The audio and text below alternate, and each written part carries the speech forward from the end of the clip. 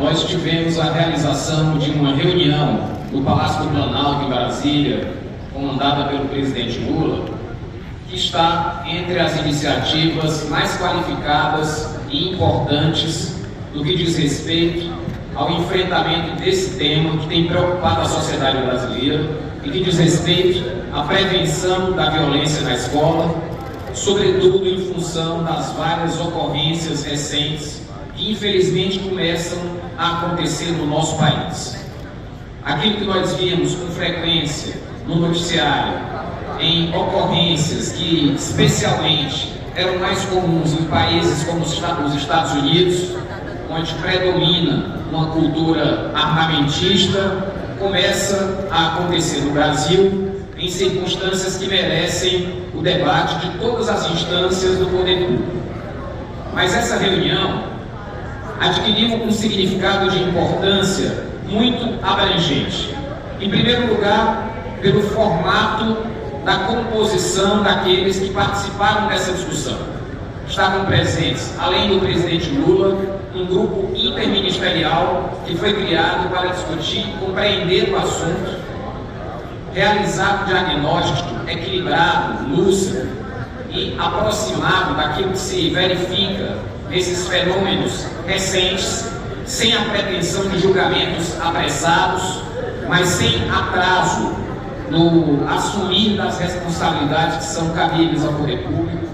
Estava presente a presidente do Supremo Tribunal Federal, estava presente a representação do Conselho Nacional de Justiça, estava presente o presidente do Congresso Nacional, estavam presentes vários governadores, representantes de consórcios regionais, o prefeito de Blumenau, onde aconteceu um dos primeiros ataques desse período mais recente, enfim, líderes do governo, do Congresso Nacional, um conjunto de autoridades que, sob a liderança do presidente Lula, protagonizaram uma discussão muito lúcida que não só teve como frutos encaminhamentos concretos, ações objetivas do governo federal que foram anunciadas ontem, recursos da ordem de mais de 3 bilhões de reais liberados para as mais diversas iniciativas, quer seja do ponto de vista das ações de segurança pública,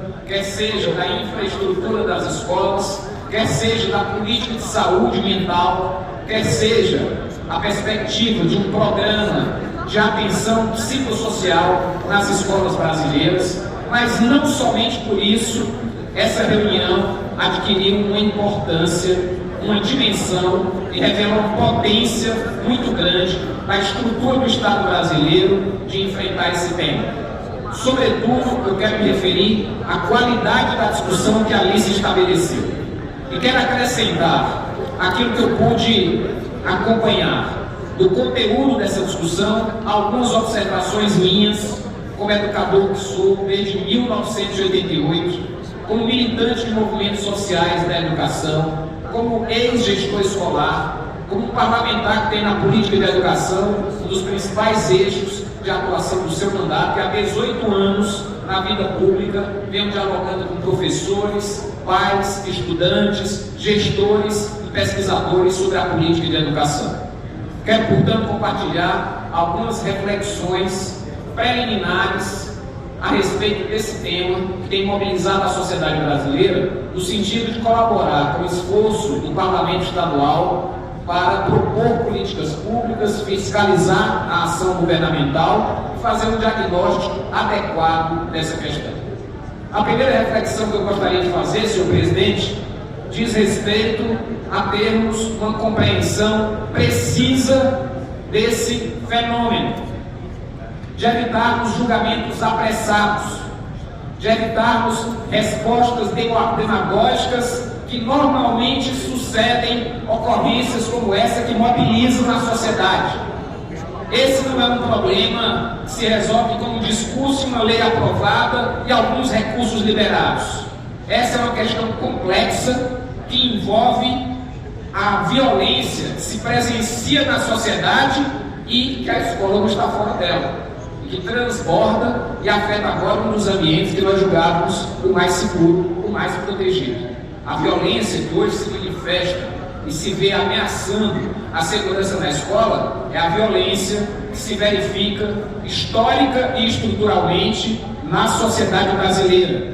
É importante que se compreenda isso, incluindo várias exclusões, incluindo várias discriminações, incluindo temas que muitas vezes têm sido questionados para não serem objeto de debate na escola, como o racismo, como o machismo, como a misoginia, como a homofobia.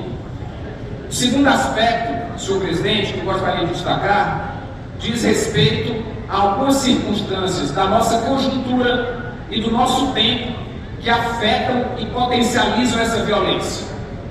Me refiro especialmente ao discurso do ódio, à cultura armamentista, à banalização da violência, que ganhou destaque não só no Brasil, mas no mundo todo, que é repercutida na voz de lideranças políticas, de governantes, de parlamentares e encontra eco em determinados nichos da sociedade e que na prática transformam essa fala pública, traduzem essa fala pública em atitude criminosa. Ao longo dos últimos anos, nós vimos prosperar no nosso país e no mundo o discurso do ódio. Quem aqui acha que isso não afeta a juventude? Quem aqui acha que isso não afeta as crianças? Ao longo dos últimos anos, nós vimos figuras públicas serem explicitamente misóginos em posicionamentos quando ocupavam cargos de relevância no âmbito do poder público. Essa cultura do ódio, essa cultura armamentista tem um reflexo concreto na banalização da violência, na utilização da força e da violência para a resolução de conflitos.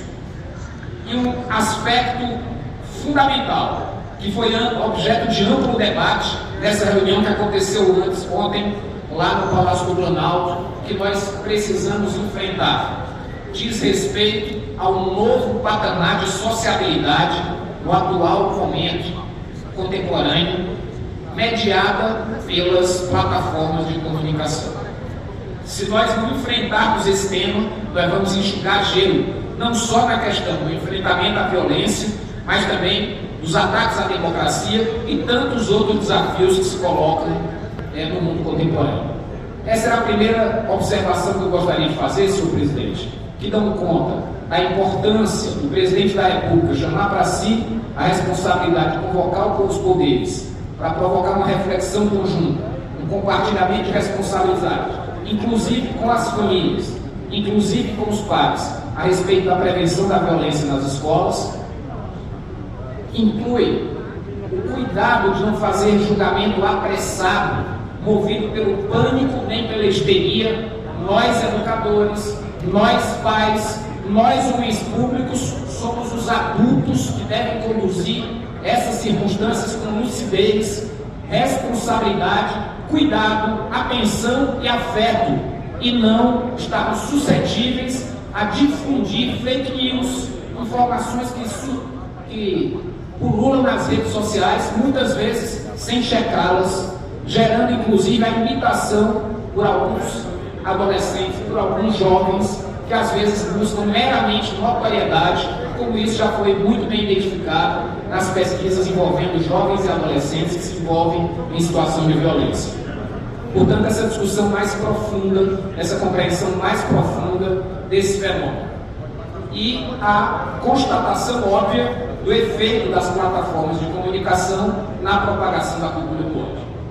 O segundo tópico que eu gostaria de compartilhar dessas reflexões, senhor presidente, diz respeito ao que está ao nosso alcance. Ao que está ao nosso alcance como educadores. Eu não vou entrar tanto na perspectiva da segurança pública, mas é importante nós sabermos que já há produção acadêmica suficiente para subsidiar a compreensão desse fenômeno e a maneira como nós vamos enfrentá-lo. Países como os Estados Unidos, por exemplo, já têm um amplo arquivo de produção científica a respeito da violência nas escolas. Investem bilhares de dólares em relação à violência nas escolas e já há diagnósticos sobre isso. E essas pesquisas têm um eixo em comum, Essas pesquisas têm uma conclusão em comum: é que aquelas medidas aparentemente salvadoras, simples, colocar o detector de metal na escola, colocar câmera em todo canto, colocar vigilância armada, transformar a escola num verdadeiro presídio de segurança máxima, isso não resolve nada. Quem está dizendo isso não é o Guilherme educador, não é o Guilherme parlamentar. Quem está falando isso é a produção acadêmica a respeito do fenômeno da violência nas escolas. Essa resposta é absolutamente não efetiva. É isso que demonstram todas as pesquisas, ou a grande maioria das pesquisas feitas a respeito desse tema. É óbvio que escolas, como quaisquer instituições, têm que ter controle de acesso, tem que ter protocolos e regras mínimas de segurança, tem que ter a quem recorrer quando acontecem situações dessa natureza. Há de haver formação dos professores, dos profissionais, tem que ter profissionais de vigilância, é claro, isso é óbvio, isso é natural. Mas do ponto de vista da prevenção desses fenômenos, o que as pesquisas demonstram é que essas medidas policialescas, meramente policialescas, não são efetivas. E sabe por quê? Porque boa parte dessas situações de violência, deputada Lia, são cometidas, lamentavelmente, exatamente por adolescentes. A maioria deles, alunos ou ex-alunos. E quando nós vamos aprofundar o entendimento sobre a trajetória desses jovens que cometem, eventualmente, situações de violência, praticamente todos eles passaram por exclusões no ambiente escolar. Praticamente todos eles foram alvo de bullying. Praticamente todos eles se sentiam sozinhos, se sentiam não vistos, não eram enxergados e não havia, por parte da família ou eventualmente em todos os outros ambientes sociais, inclusive a escola, uma atenção precoce em relação a inúmeras manifestações que antecedem um ato criminoso. Praticamente a totalidade das ocorrências de violência envolvendo estudantes, envolvendo adolescentes, foram precedidas de ameaças, foram precedidas de pistas, foram precedidas de sinais de que algo ia errado com aquela criança, com aquele jovem e com aquele adolescente. É por isso que essas medidas meramente policialescas, elas não se mostram efetivas. O que é que de fato deve ser objeto da nossa discussão? E eu considero que o governo federal ontem tomou uma medida muito importante nesse pacote de mais de 3 bilhões de reais destinados a medidas para a prevenção da violência, incluir 200 milhões de reais destinados à criação de núcleos de atenção psicossocial. Esse nome pode parecer um nome muito complexo, né? Um nome muito sofisticado, mas basicamente a atenção psicossocial na escola é a tradução da atitude que nós, educadores, nós adultos, nós gestores, devemos ter no acompanhamento da vida dos nossos filhos e dos nossos alunos. Atenção, acompanhamento, cuidado. Isso não é histeria, isso não é pânico, isso não é o tempo todo estar transformando a escola num lugar de medo. Escola é para ser lugar de liberdade, escola é para ser lugar de formação. Esses eventos que hoje, lamentavelmente, vitimaram pessoas, e isso nos impõe uma solidariedade com as famílias que foram afetadas por essas ocorrências. Esses eventos, eles podem se constituir também em oportunidades de compreensão desses fenômenos com os próprios alunos das escolas. Eles podem se constituir em conteúdo pedagógico para trabalhar as relações sociais nas escolas e podem se transformar numa potência para que as escolas sejam um lugar de vida, liberdade, aprendizado e formação e não de medo. Essa é a nossa responsabilidade como educadores, como gestores, como pais. Esse é o lugar do adulto. O lugar do adulto não é ceder ao pânico, ceder à histeria, que são inerentes à nossa condição humana. Todos nós sentimos medo, todos nós nos sentimos afetados, mas o lugar do adulto exige responsabilidade. E a responsabilidade nesse momento tem que se traduzir em medidas, não só as medidas tradicionais no âmbito da segurança, mas entender, sobretudo, que escola não é prisão, nem é lugar de medo. Escola é lugar de vida, escola é lugar de criatividade, escola é lugar de formação, escola é lugar de liberdade, e escola é lugar de cuidado.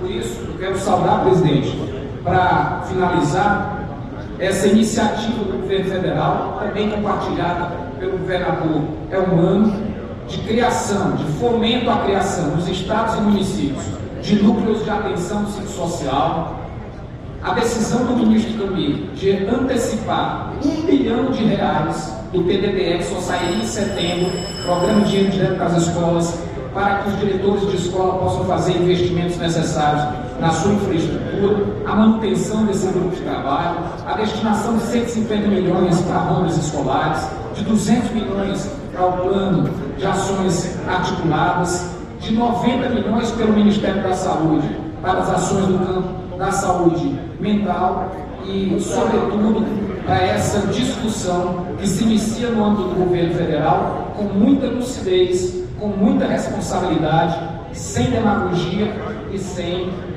julgamento assodado. Por fim, presidente, só um minuto, é preciso enfrentar o tema da regulamentação das plataformas de comunicação. Essas plataformas de comunicação precisam ser reguladas no seu conteúdo, e isso é possível. Há ferramentas de inteligência artificial que permitem bloquear mais de 90% das postagens de apologia à violência, que muitas vezes estimulam, emulam esses atos de violência. Isso é absolutamente possível. E é bom lembrar, essas plataformas ganham muito dinheiro com isso. Ganham muito dinheiro. E nos induzem a extremar comportamentos e atitudes nas redes sociais que se associam diretamente, especialmente durante a juventude, para o risco de atitudes como essas que temos visto no Brasil nos últimos tempos. Muito obrigado.